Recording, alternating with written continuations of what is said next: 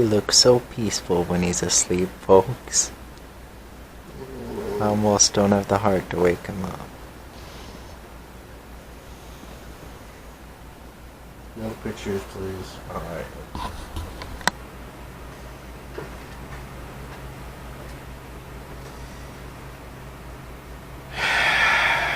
So just wake up, wake up, wake up.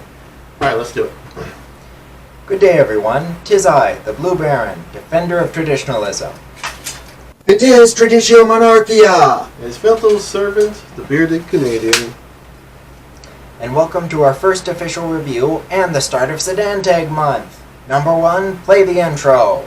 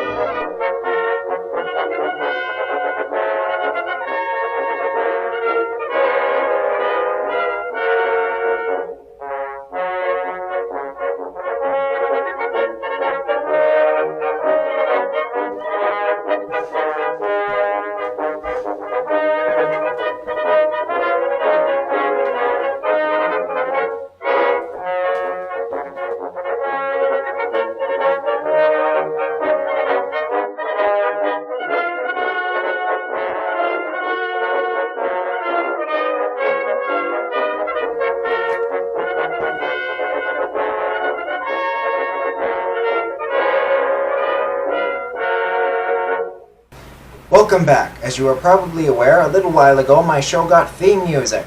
As you may not be aware, this is part of the increased showmanship that has been growing throughout my pilot miniseries, and is now especially important due to the start of our series' official run.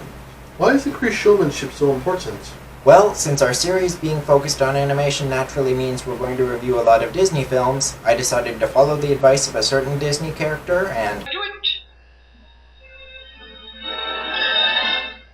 With a flair. But seriously, folks, here at Blue Baron Productions, we endeavor to do the best we can in everything we do. Because everything we do for our monarch.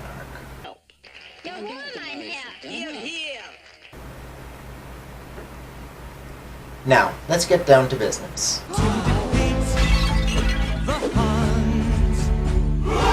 Har har, number 1. Seriously, we've got work to do. Pass me the paint and glue. Come off it. You come off it. You infinity. Number 1, you're... Trying my patience. Now you're interrupting my lines? No, I'm finishing them. Alright, stop that. You've shown quite enough Disney clips for now, thank you. Spoil sport. Now, since this is our first official review, and this is an officially monarchist YouTube series, I thought it rather fitting that we talk about a film that involves monarchy. Since this series is officially traditionalist, I thought it fitting that we talk about a film that's traditionally animated. And since this series is officially Christian, I figured we should talk about a film that demonstrates Christian allegory. And since this is September, the month of Sedan Tag, I wanted a film that also celebrated the German Empire. Es lebe das Deutsches Kaiserreich! I knew then that for our first review, there was no film that fit better than Walt Disney's 1937 animated classic, Snow White and the Seven Dwarfs. Regarding the film, few would argue that it wasn't significant, but many do not realize just how significant it was. Snow White had a far-reaching impact on not just what else would come out of Walt Disney Pictures, but also on animation itself, as both an art and an industry. As you all know from our pilot series, animation went through a lot of development prior to and during the production of Snow White, and Walt Disney was by no means the sole founder of animation, or even the first to use animation for, well, anything really. We've already covered the history of animation and have outlined the many innovators in animation. George Méliès's pioneering of the stop trick, J. Stuart Blackton's founding of stop-motion animation, Emile Cole's 1908 creation of the first traditionally animated film, Winsor McKay's massive improvements in animation quality, and Max and Dave Fleischer's technical innovations such as the rotoscope. All these were key points in the development of animation and made possible the later works of Walt Disney. What we didn't cover, however, was the fact that Snow White...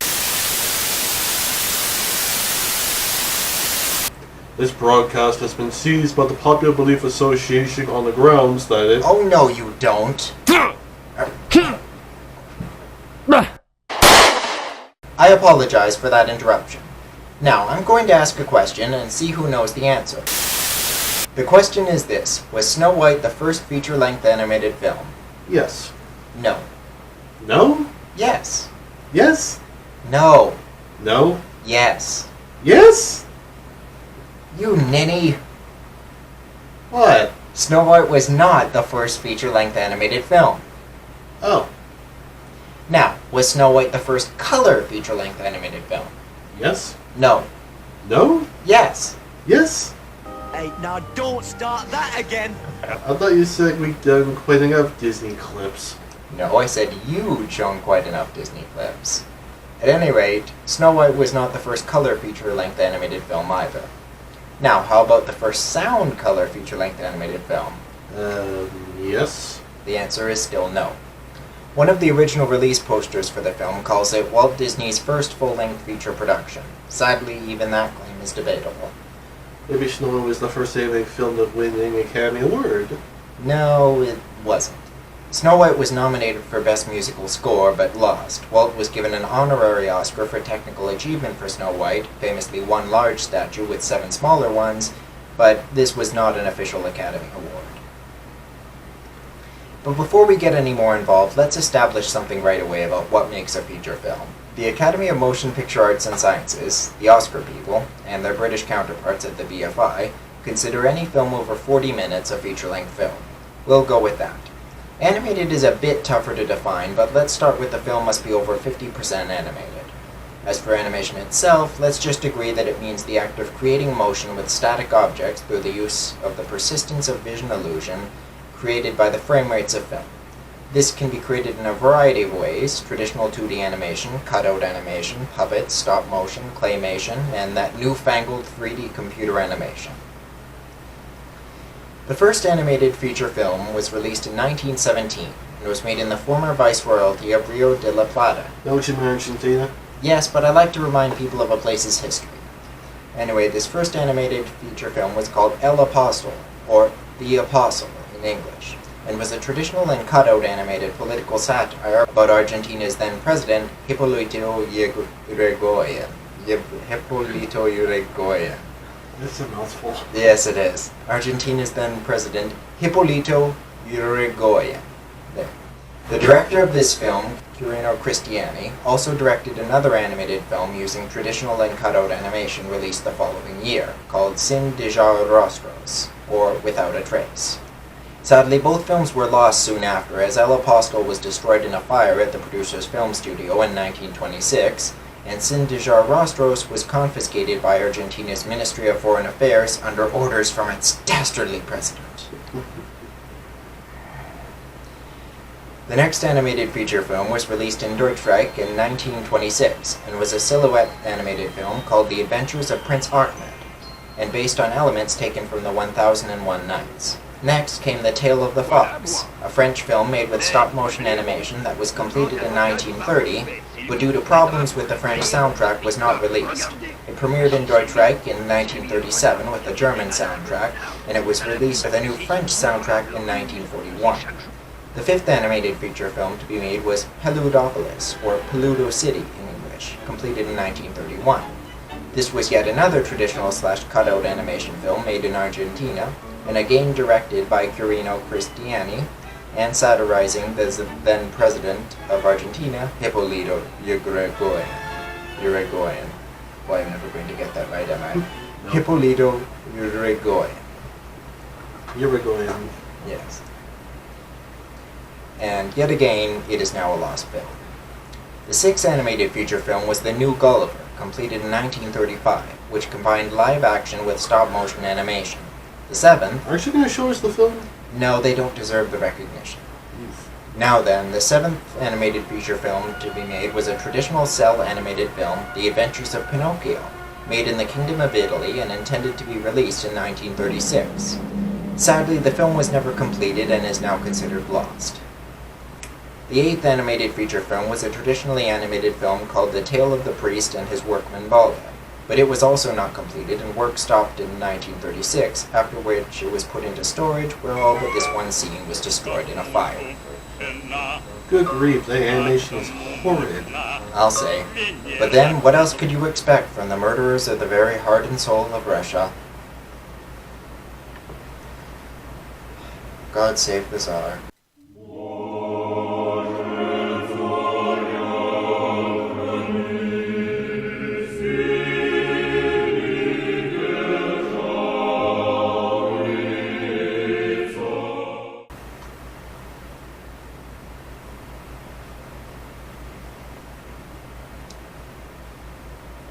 Finally, there was another animated film released before Snow White.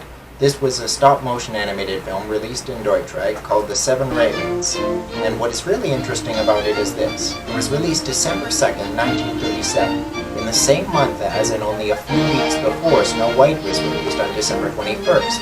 And interestingly, just like Snow White, was based on a story by the brothers Grimm. Indeed.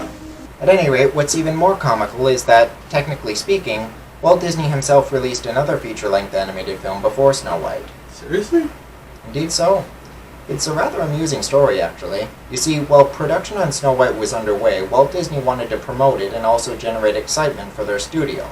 So he took 5 of his previous Academy Award-winning shorts and compiled them together into a package film with narration, called Academy Award Review of Walt Disney Cartoons. These shorts, combined with the live-action footage, made the film's running time a total of 41 minutes. Just over the 40-minute qualifying mark for feature films. So Snow White was even Disney's first feature film? Well, to give Mr. Disney some credit, there is a bit of ambiguity as to whether one should count a film as a feature when it only just barely meets the mark. On the other hand, Saludos Amigos, another package film Disney did, runs for only 42 minutes, and yet it is generally not argued whether it is a feature film. But at any rate, whether or not we should count the Academy Award review of Walt Disney cartoons as a feature film is not ultimately the point of the discussion. The point, as we can now clearly see, is that there were many animated films released before Snow White and the Seven Dwarfs. However, this does not make the film any less significant. If anything, the fact that there could have been so many animated feature films released before Snow White that most people have never even heard of only reinforces the significance that Snow White had to have had in order to stay with us all these years.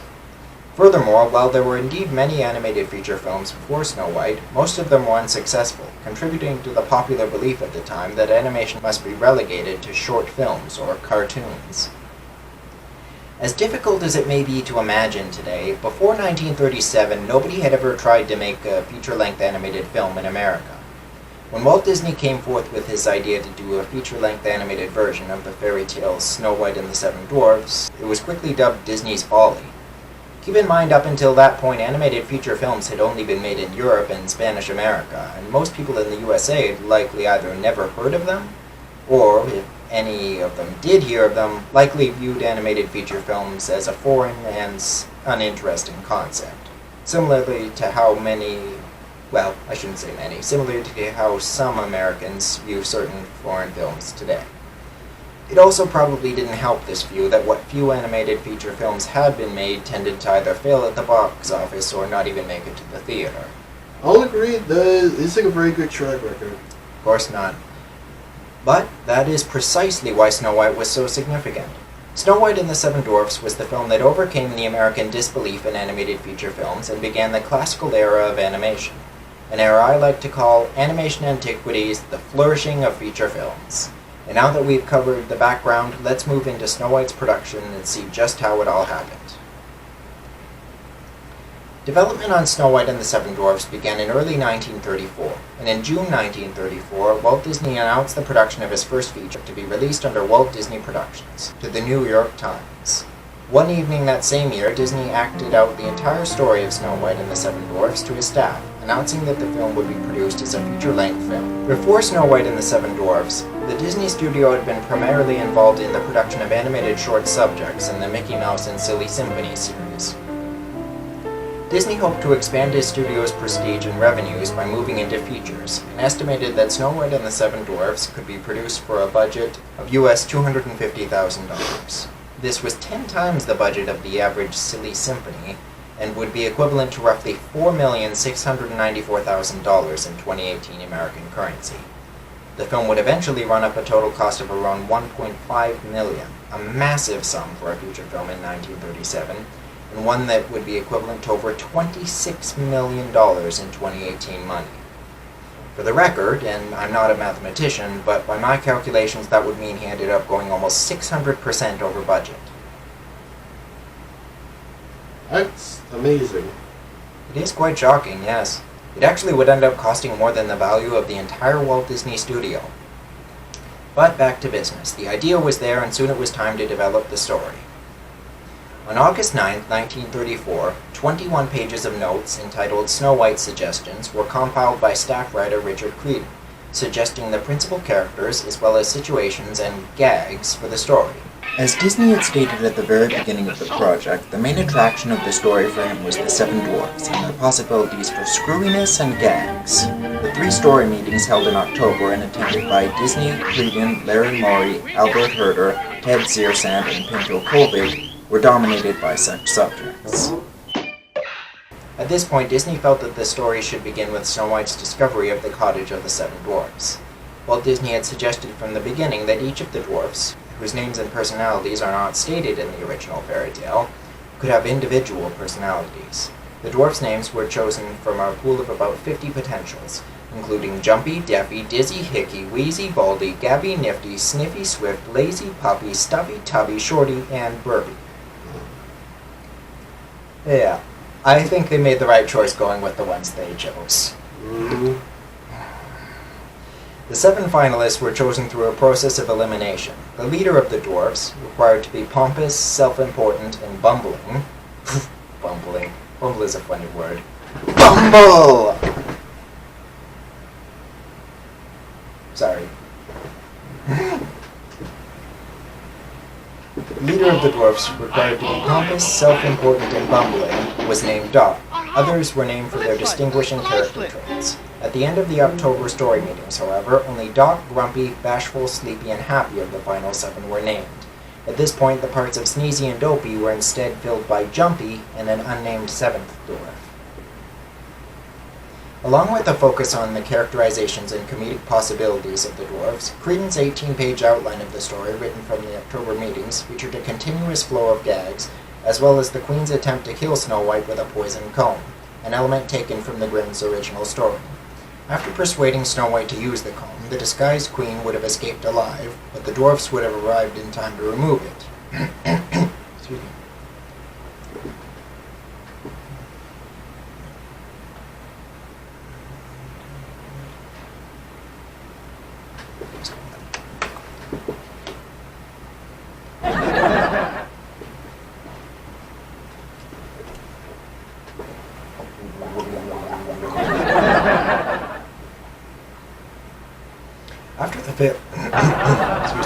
After the failure of the comb, the Queen was to have the prince captured and taken to her dungeon, where she would have come to him. Story sketches show this event both with the Queen and the witch, and used magic to bring the dungeon skeletons to life, making them dance for him and identifying one skeleton as Prince Oswald, an example of the more humorous atmosphere of this original story treatment.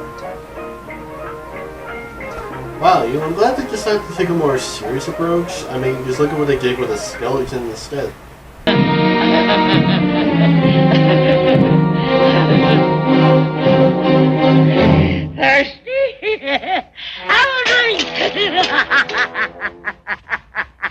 That is truly maniacal. You know, some people say the evil queen is a bland or an exciting villain, and that there's nothing unique about her.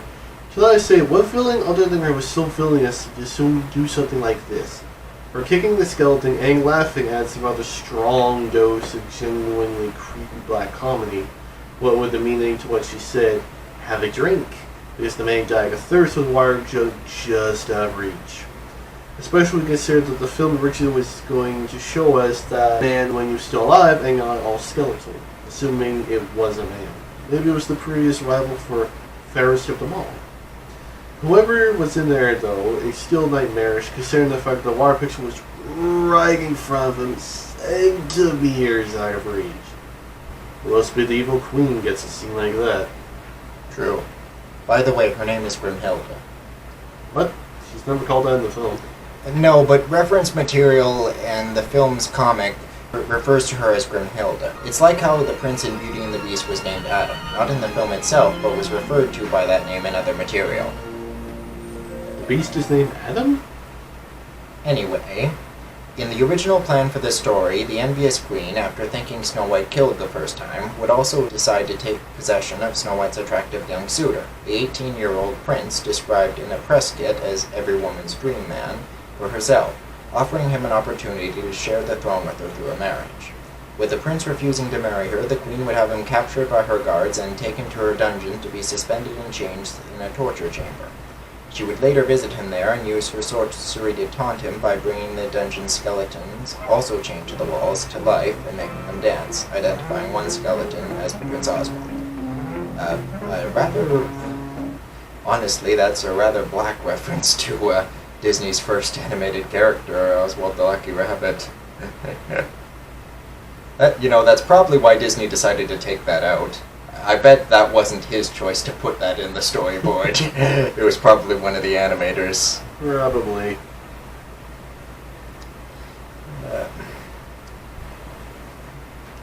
Only for the prince to defy her again, refusing to acknowledge that she is fairest in the land.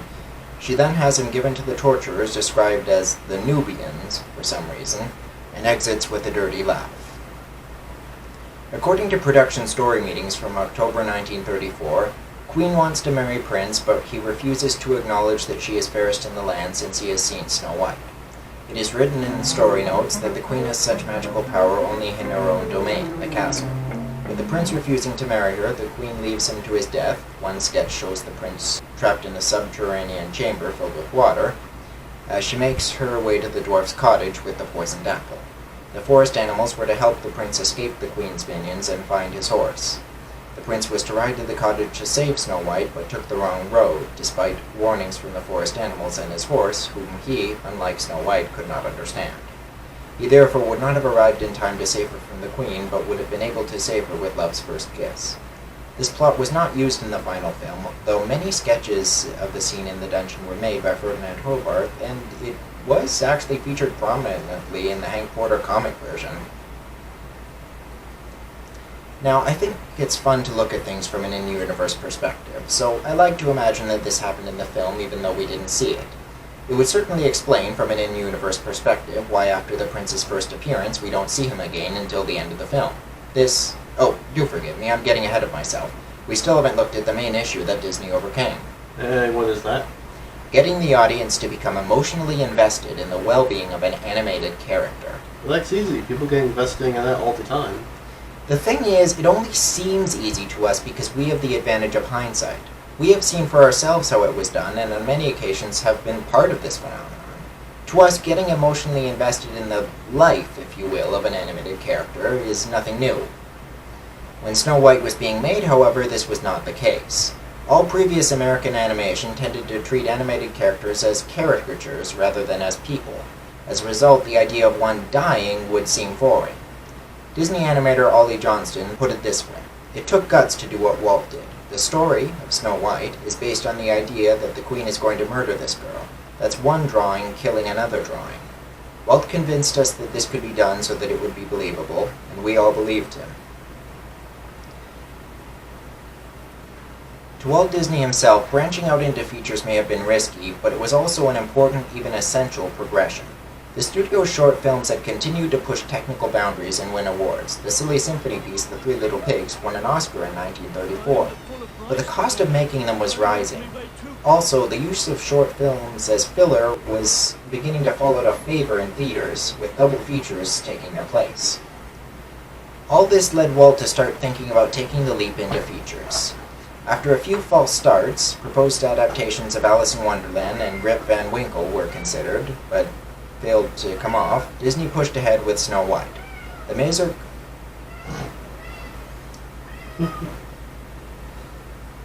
Echo, I thought by feeding you I would keep you quiet. Apparently not. You're just hungry for love, aren't you?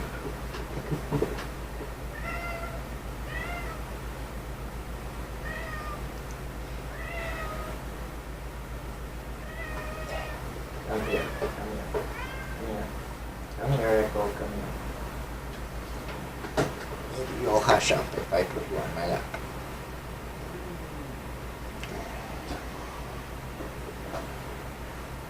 The major question was, would audiences pay to see almost 90 minutes of animation with not a real human being in sight? Sadly, the answer seemed to be no. Upon the film's announcement, Hollywood laughed at the idea, dubbing it Disney's folly. They said that watching bright colors for that long would hurt people's eyes, that no one could emotionally connect with a drawn character, and that no one would sit through a feature-length cartoon. Even Walt's own brother Roy and wife Lillian tried to talk him out of his decision. So, how did he respond? He mortgaged his house and put his entire fortune on the production. Let that sink in for a moment. His own family tried to talk him out of it, and he literally bet the house on it. I don't know if Walt Disney was incredibly crazy or just incredibly confident, but one thing's for sure. When he did something, he put literally everything he had into it. That's a lesson that really resonates with me. If you feel in your heart that what you're going to do is what you were made to do, put everything that you have into it and don't let the naysayers turn you off of it. I may not be as successful as Walt Disney, but by golly, I'm going to put my all into this YouTube series because it is what I was made to do. Disney later said it was prophesied that no one would sit through such a thing, but there was only one way we could do it successfully, and that was to plunge ahead and go for broke. Shoot the works. There could be no... You silly cat. You wanted attention, and then when I gave it to you, you wanted to squirm away. Cats are weird that way. Indeed they are. But there was only one way we could do it Disney later said it was prophesied that nobody would sit through such a thing, but there was only one way we could do it successfully, and that was to plunge ahead and go for broke. Shoot the works. There could be no compromising on money, talent, or time. And this was at a time when the whole country was in the midst of a crippling depression. Even though Walt Disney seemed outwardly confident, there was an extended period of time starting in late 1934 in which very little work was done on the film. Disney did not focus on the project again until the autumn of the following year. It is thought that he may have doubted his and his studio's ability, and that his trip to Europe that summer restored his confidence. Why would a trip to Europe restore his confidence? Well, there could be any number of reasons. He could have heard about other animated films being made while he was there, or the people and locations could have reminded him of the European backdrop of the fairy tale he was inspired by. I've even heard that while he was there, he saw a theater showing a bunch of Disney shorts in a row, and Walt then figured that if people would sit through 5 or 6 shorts in a row, why wouldn't they sit through a feature film? Hey, didn't you go through an extended period of time after coming up with a series in which very little work was done on it? I suppose I did. Apparently, I have more in common with Walt Disney than I had previously thought. Of course, your period of time was 3 to 4 years. It was not... Oh, never mind. It was 3 to 4 years ago that you came up with this idea. Really? And you only started to do it about a year ago. I've been busy. At any rate, Disney pushed onward, using his Silly Symphony series to train animators to produce more realistic human figures and familiarize themselves with new technologies such as Disney's multi-plane camera, a new device used by the animators to help add dimension and distance to the animation. Originally, though, the story was going to be far more similar to Disney's cartoons than to a feature film. Examples of the more comical nature of the story at this point include suggestions for a fat, batty, cartoon-type, self-satisfied queen. The prince was also sillier and was to serenade Snow White in a more comical fashion. Walt Disney encouraged all staff at the studio to contribute to the story, offering $5 for every gag they pitched that Walt liked. Such gags included the dwarfs' noses popping over the foot of the bed when they first meet Snow White. However, Walt Disney soon became concerned that such a comical approach would prevent audiences from actually connecting with the characters, and sensing that more time was needed for the development of the Queen, the tone shifted to a more realistic nature. Though the final film still remained noticeably more cartoony than Disney's later works because of how it was originally conceived. Disney further developed the story by himself, finding a dilemma in the characterization of the Queen, who he felt could no longer be fat or batty, but rather a stately, beautiful type, a possibility already brought up in previous story meetings. Of course, what Walt Disney's fears of audience connection really hinged on was animation, and as a result, this is what the vast majority of the production time was spent on. Disney brought in some of the leading European illustrators at the time to give the film a European storybook-type feel, both emphasizing the cultural heritage of the story and further distancing the film from the less serious medium of short subject cartoons. In order to help make the animation look as realistic as possible, Disney animators adopted the Fleischer-pioneered technique of rotosculpting, with Walt bringing in various live models and actors to give his animators something to base their drawings on. Soon Disney's concern about animation had inspired others, as some of the ink and paint ladies started applying their own rouge to Snow White's cheeks to give them a more realistic look. When Walt asked them how they would ever apply it correctly to each cell, one of the ladies replied, "What do you think we've been doing all our lives?" However, all of this cost money, and as I said previously, the film went over budget extremely quickly. The film's initial budget was $250,000, a sum already 10 times the cost of one of their silly symphony shorts. This was soon up to $500,000, and the studio had to look for new sources of financial backing. "We had a little money rolling in," Walt said, "but not enough to finance such a big deal. Our assets were pretty impressive, though. We had our studio and a backlog of marketable pictures, so we could get credit backing." Disney was therefore funding his film on loan money, but even with this new source, the budget soon exceeded itself again, and Disney mortgaged his house to help finance the production. By the summer of 1937, the film had cost over $1 million and counting, and it still wasn't enough. Disney was literally betting everything, including his own house, on Snow White being a success. If Snow White sank, the entire studio and even Walt's own family would be pulled down with it. Walt's brother, Roy O. Disney, estimated that the film would need at least another $250,000, meaning Walt had to ask the bank for another loan, or Snow White could not be completed. Walt and his brother Roy kept the crisis quiet and put their heads together. The partnership, that was one of the moments when it was at its strongest. A big picture would cost $1 million. Well, here's Walt at $1 million and needing another $500,000. And the bank is, needless to say, apprehensive. Clearly, the bank would need a lot of convincing before it would lend the studio more money. So Roy came up with a risky plan, but one that was their best and probably only option. "I'm afraid you're going to have to show the bankers what you've done on the picture so far, Walt." Despite his initial resistance, Walt knew he didn't have much of a choice. A private screening was duly arranged for Joseph Rosenberg, the Bank of America's vice president, which amounted to an assemblage of pencil tests and snippets of recently completed footage. Understandably, Disney was nervous. If Rosenberg was unmoved by what he saw, he could easily refuse to hand over the extra money. Throughout the screening, Walt tried to explain what Rosenberg was seeing. "When we're through, that scene is going to be beautiful," he said of a sketchy pencil test sequence. "Uh-huh," Rosenberg replied. I sat alone with Joe Rosenberg of the Bank of America, watching those bits and pieces on a screen trying to sell him $250,000 worth of faith, he recalled. After the lights came on, he didn't show the slightest reaction to what he'd just seen. He walked out of the projection room, remarked that it was a nice day, and yawned. Then he turned to me and said, "Walt, that picture will make a hatful of money." And with that, the loan was approved. Still, despite all these efforts, Walt's most obvious concern still remained the fear of believability and the audience getting emotionally invested in the character. This fear would culminate in the massive amount of attention that went into the scene of Snow White and Humbert the Huntsman. His name is Humbert? Yes, that's another one of the names that is revealed in supplemental material.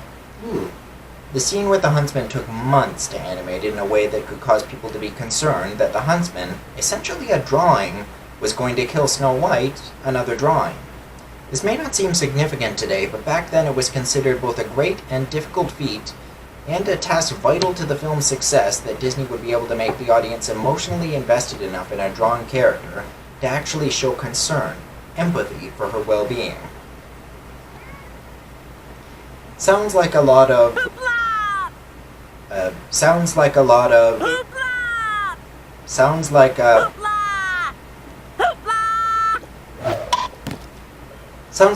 hoopla to make over a little empathy, right? Wrong! An emotional connection that may not seem important, but the fact is that the whole story of Snow White centers on the fact that Snow White is in danger of dying. If the audience cannot emotionally connect with Snow White, they won't be able to become emotionally invested in the story, and thus they won't be able to be drawn in enough to perceive the danger Snow White is in.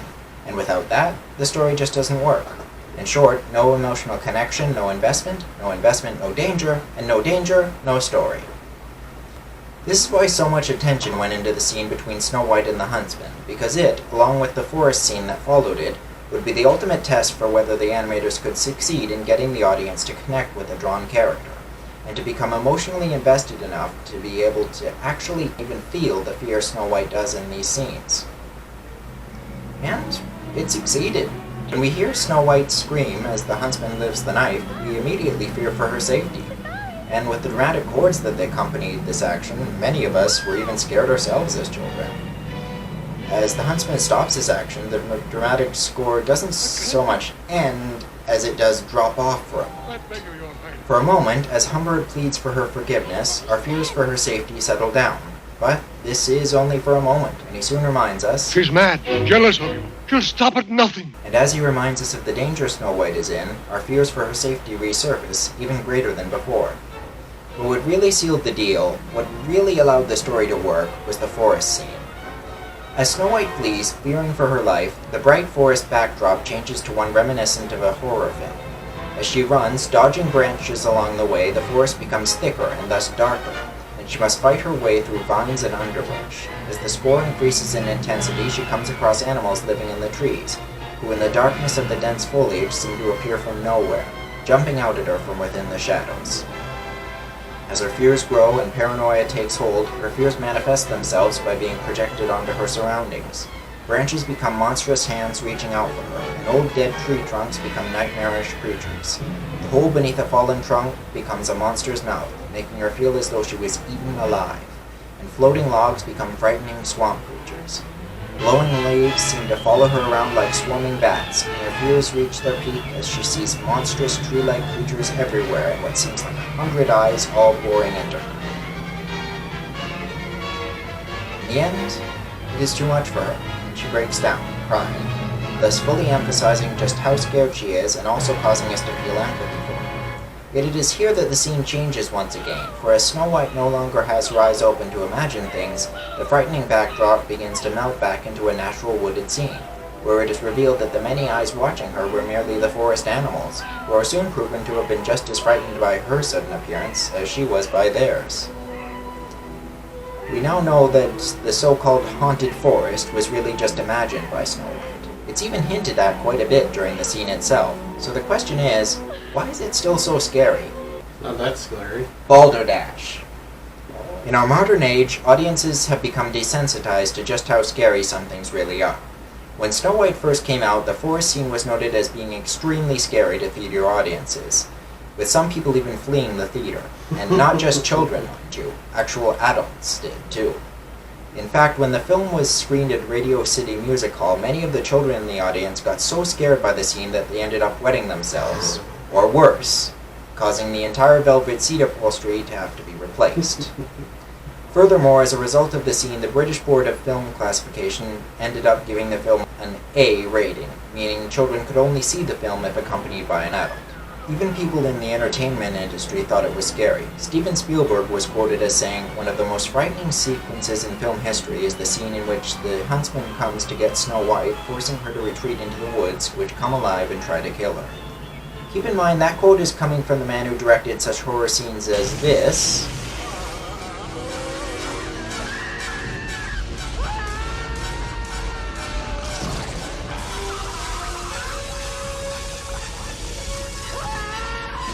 This.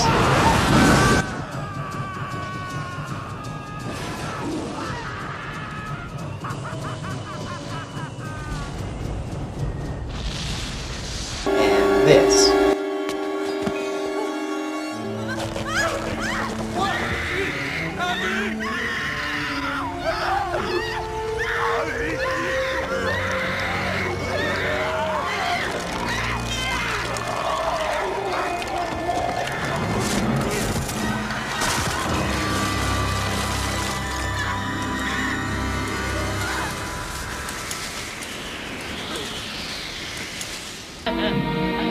Yet this same man burst into tears as a child when he saw Grimhilda kicking the skeleton who died of thirst.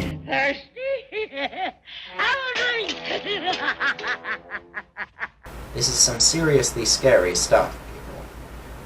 Now, the question is, why is it that even as adults, when we are no longer so frightened of these things, we can still recognize that the woods scene is indeed a scary scene and still view it as such? The answer is because we are not only seeing what Snow White sees, we are also feeling what Snow White feels. To better illustrate this point, let us take a look at some of the internet comments on the clip. Dang. Oh well, he did write down one of them, but I can't remember who it's from. It'll have to do. The comment says, "This was a pretty disturbing scene, and I like that I can feel, sort of, what she felt at the time, which is probably very overwhelmed and terrified, and then she just falls to the ground. I thought that was a very strong acting choice. It really hit home for me." Do you see the connection here? Empathy. Each person here, whether...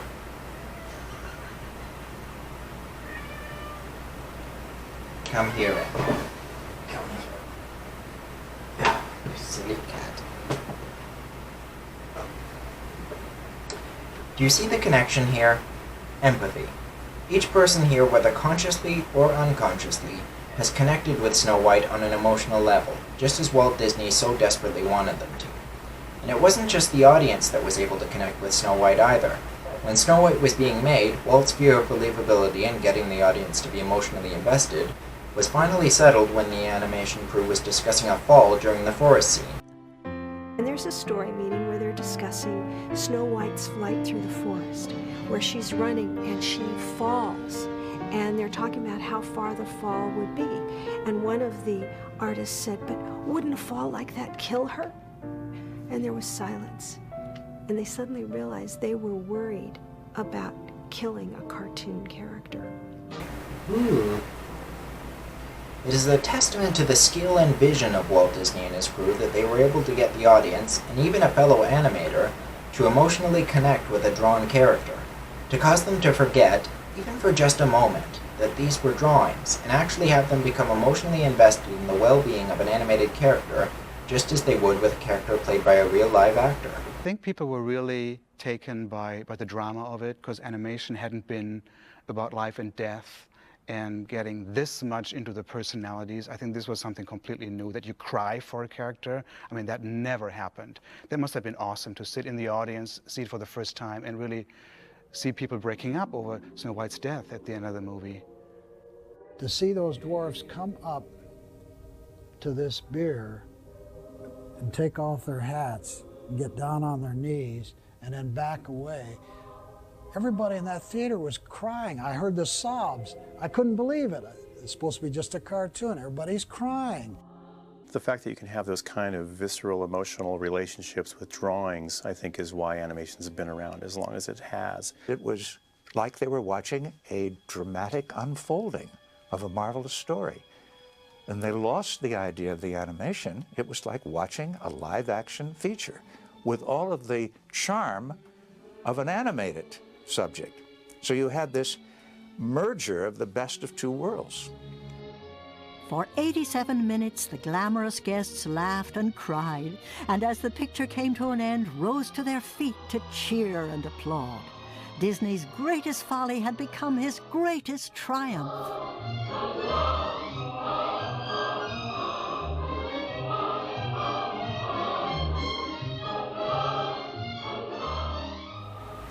In essence, the reason this film was so significant was because it got people to emotionally connect with characters that were essentially just drawings. The reason Snow White and the Seven Dwarfs stayed with us as a film for so long, as opposed to just being forgotten like the previous few animated feature films, is because Disney treated it the same way people would treat a live-action feature film. The previous animated feature films were often satires, experimentations, or political propaganda. But Snow White was the first animated feature film to be treated with the same level of care and sophistication, both story-wise and character-wise, that would be expected from a live-action feature film of that time.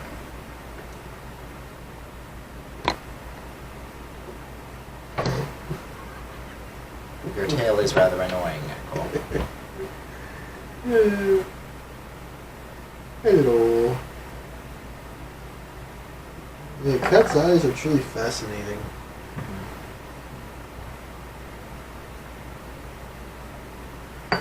Hello, Echo. Silly cat.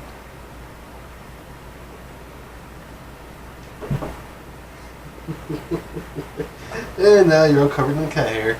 Yes. I'll have to use that lint roller on my good suit. And then you cover everything over here again. Walt Disney put literally everything he had into Snow White, and harnessed all of the studio's resources, monetary, creative, and technical, to build a triumphant narrative. Over the following decades, the studio told this story over and over, in countless promotional making-of films shown during Disney's TV program, and in every other known communication medium except possibly Morse code and smoke signals. With every new feature, Disney unleashed increasingly baroque publicity storms, always emphasizing how hard everyone worked to make the picture, to what distant locales the artist traveled, what species of exotic fauna the studio installed in its in-house zoo for visual reference, how many trainloads of paper and ink were consumed during the production, and so on. That any of this was necessary underscores the lasting irony of Disney's achievement. In the service of realism, Disney drove his artists and technicians to previously unattained levels of craft, with the result that audiences forgot they were watching animation and had to be constantly reminded, through channels external to the films themselves, how hard it was to create the illusion. The reason the film was so successful, in fact the reason why animation as a whole has been so successful, the reason why animated characters today are as beloved as real people, and why some people today, myself included, find it so easy to imagine animated characters as real people that we've on so many occasions become emotionally, even sometimes romantically, attached to them, is because of this. Unlike previous animators who couldn't stay out of the picture, Disney's crew did their job so well that they made themselves disappear. It's quite obvious that Snow White and the Seven Dwarfs is one of the most, if not the most, influential animated films of all time. But is it a good film? You bet your bottom dollar it is. However, there are a few things I have to question. I remember reading somewhere that as Disney was inspired by the original German fairy tale of Snow White, he constrained his animators by it in certain areas, the most obvious of which being that Snow White must be drawn with black hair, fair skin, and red lips, following the original story's lines about Snow White being as black as ebony, as white as snow, and as red as blood. However, from what I read, he gave his animators free rein in most other aspects, so I do wonder what made them choose brown eyes for her, but mostly I wonder why they drew her with such short hair by feminine standards. Maybe I'm overlooking something, and short hair was in style when the film was made, but I always figured that long hair for women would, if anything, be more popular in the 1930s than it is today. Plus, the film is set, well, we don't know exactly when, but I'm pretty sure it's set at a time when most women grew their hair quite long. Maybe short hair is just easier to animate. They were working with limited resources, the worry stretched quite thin as it was. Huh. Can't believe I didn't think of that. So simple, yet makes so much sense. I guess that just leaves my main complaint. Remember how I said that I like to imagine certain deleted scenes still happened in the film's canon despite not being seen in the film itself?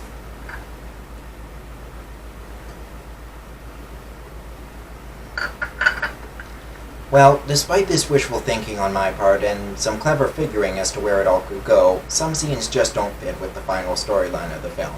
And in those areas it really does feel like something is missing, or at the very least that things are rushed. I somewhat agree with Joe the Disney guy on this one. The beginning of the film moves almost too fast, and I would have liked to see the film's prologue fleshed out a bit more. However, much like what was the case with the prince's role in the film, there are reasons for this. The most obvious, of course, was financial constraints, but also, the word at the time was that certain scenes, such as the scenes of the witch and the forest chase, would be too frightening for younger audiences. And in fact, the film was originally going to begin with scenes of Snow White's mother, like the original story, but these were cut to avoid the wrath of censors. Though I do have to question this a little, as I think the tangible fear of the witch and forest scene is far more frightening to a younger audience than the implications of Snow White's mother dying in childbirth, but that's neither here nor there. However, these complaints are really minor, and to be honest, even if I could go back and change those things, I don't think I would. Speculating on what could have been can be entertaining and all, but I've generally believed in loving films for what they are. And for what Snow White is, I'd say it's perfect. By far the most important impact of Snow White was its legacy for animation. First, Snow White was the first Hollywood feature-length animated film. And who knows what the future of animation would have been like were it not successful. Like I said before, Snow White was not the first feature-length animated film ever, but there is actually a bit of truth to that claim, as Snow White could easily be thought of as the first true animated feature film. Well, minus Prince Ahmed and the Seven Ravens. Hell die Trike! The previous animated feature films were often satires, experimentations, or political propaganda. But Snow White was the first animated feature film to be treated with the same level of care and sophistication, both story-wise and character-wise, that would be expected from a live-action feature film of that time. So you could say it was the first to be treated like a true film, and therefore the first true animated film. Snow White was also the first film to have merchandise available the day of release, was the first film to reanimate scenes in 20 different languages for international release, it influenced women's fashion, and it was also the first film soundtrack released on phonograph record.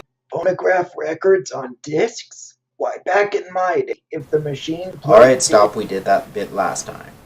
Snow White also influenced films in the live-action medium, such as The Wizard of Oz and even Citizen Kane. That's right, one of the greatest films of all time, Citizen Kane, was influenced by one of the greatest animated films of all time, Snow White. Mind blown. Snow White is still considered one of the most successful films of all time, making $8 million in its initial release and being re-released by Disney 7 times, in 1944, 1952, 1958, 1967, 1983, 1987, and 1993. Giving it a lifetime gross of $418 million. When adjusted for inflation, Snow White has made $1,010,430,000 in 2018 money, making it the 10th most successful film of all time. Which is all the more impressive considering that many theaters in 1937 boycotted Snow White, and that Snow White was to some extent a children's film back when a child's ticket was only 20 cents. Nothing like it today. We can't go to the films and see something that's as unique to us and to our eye as Snow White must have been to audiences back then. Most of the public forgets, couldn't know, they weren't there, that Snow White was as big a hit as Star Wars was, as Indiana Jones, those kinds of movies, just through the roof kind of movie. Bigger than everything else put together that year. For its contribution to the genre of animation, Snow White was awarded an Academy Honorary Award in 1939, was added to the National Film Registry in 1989, and recognized by the American Film Institute as being the 34th best film of all time, having the 19th best song of all time with Someday My Prince Will Come, having the 10th best villain of all time, being the greatest animated film of all time. And when adjusted for inflation, Snow White's earnings also make it the highest grossing animated film of all time. In the end, Disney's folly ended up being his greatest triumph, and remains to this day the fairest one of all.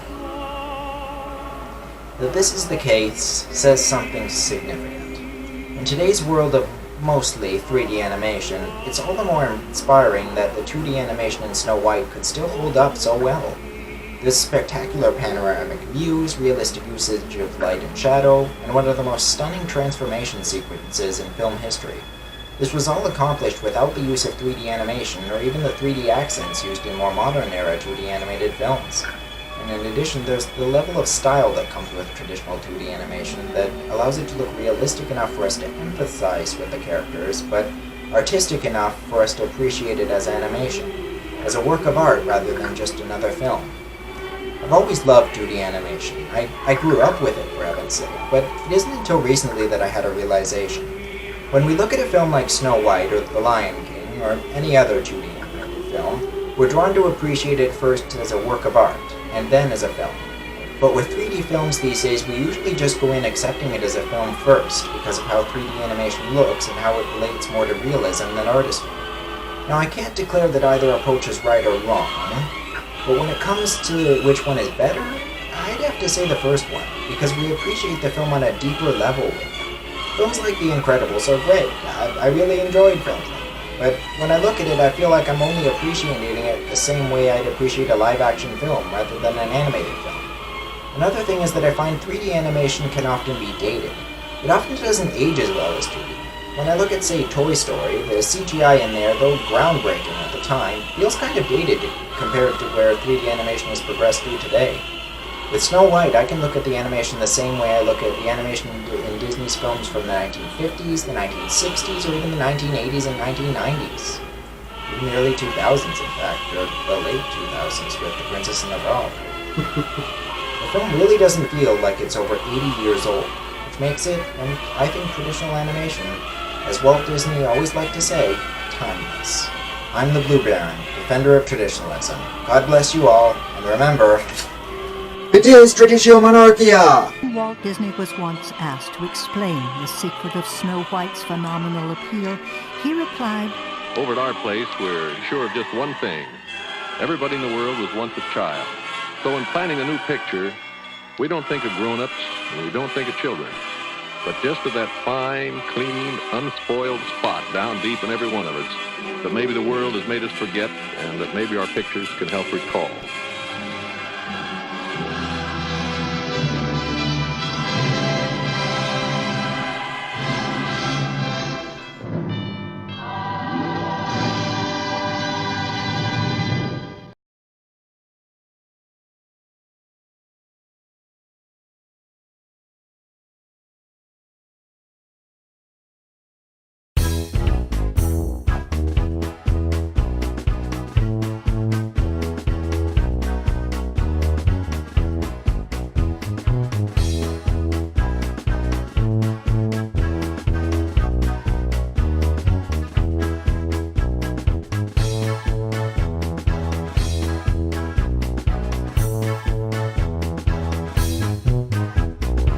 Was Snow White the first feature-length animated film?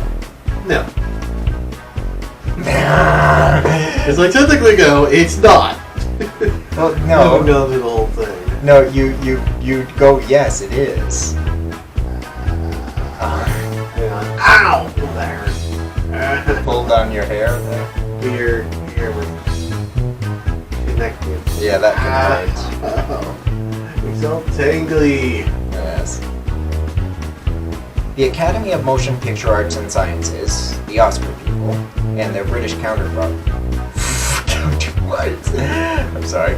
Our Disney acted out the entire story of Snow White and the Seven Dwarfs to his staff, announcing that the film would be produced as a feature-length film. Mm-hmm. Yes? How many pages we got on this one?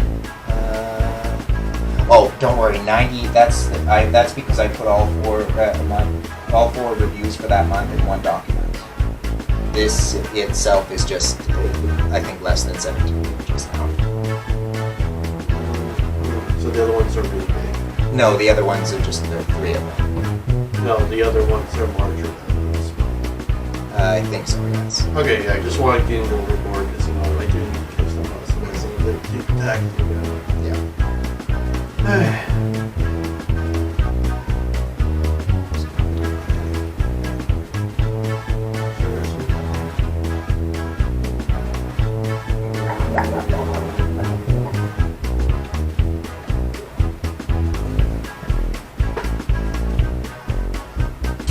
If you enjoyed this video, think about leaving a like, comment, or subscribing so you can keep up with our videos and help us reach our first goal of 1,000 subscribers. If there's something you didn't like, why not try to, instead of just hitting the dislike button, Actually comment and tell us what you feel we could be doing better in the future. Nobody ever got better by anonymous dislikes or negative comments that don't explain themselves, but constructive criticism can be a helpful tool. Here's the comment.